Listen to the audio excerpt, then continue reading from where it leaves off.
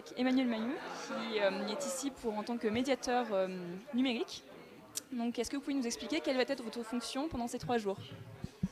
Oui, bonjour. Donc ma fonction durant ces 3 jours et au sein de ce tiers-lieu, c'est d'animer de façon transversale un espace de jeux vidéo.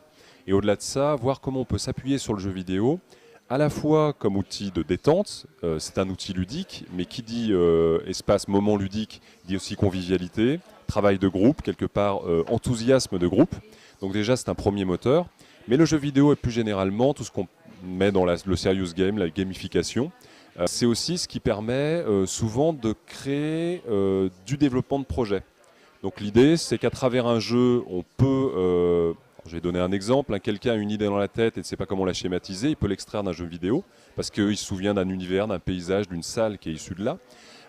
Quelqu'un est en train de buter sur un problème, un projet, parfois un jeu vidéo, de par son mécanisme, son gameplay, peut peut-être l'aider à résoudre la chose.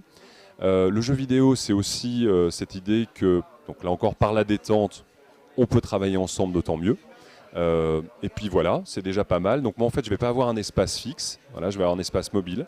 Je vais aller voir le Media Lab, la conciergerie, les différents espaces, la médiation numérique évidemment. Et puis voir comment je peux m'interfacer avec eux et comment on peut construire ensemble en s'appuyant sur les jeux. Voilà. Donc vous espérez finalement la mise en place de nouveaux projets avec pour base le jeu vidéo pour ouvrir autre chose. Est-ce que vous avez déjà des exemples à nous donner de nouveaux projets que dans votre carrière que vous avez rencontrés ou des constructions qui ont eu lieu rapidement ? Alors je vais faire ça rapidement. Par exemple en travaillant avec des enfants et d'adolescents, en les aidant, en les animant autour du jeu, on a pu déboucher ensuite sur la compréhension des mécanismes de narration qui sont utilisés dans le jeu. Donc derrière un certain esprit critique, un recul sur l'image et l'image animée. Et de là, on a pu aller vers de la création de dessins animés, de films, de bandes dessinées, de romans photos, de musique, en s'appuyant donc au départ sur les jeux. Et puis l'autre exemple que je donnerais qui a son importance, puisque pour moi c'est un outil de construction de soi aussi, le jeu bien utilisé. Je me rappelle d'un adolescent qui avait un gros problème, qui était un mauvais joueur, dans le sens qu'il le subissait. Plus il perdait, plus il s'énervait, plus il perdait. Et le jeu vidéo, par l'animation, par la construction notamment de parties d'équipe, par le challenge de groupe et non plus le challenge individuel, il a réussi à calmer ça en lui et à se maîtriser beaucoup mieux, à savoir le fait de faire gagner son équipe, qu'importait son propre score, et puis à savoir gérer ses émotions, ses tensions.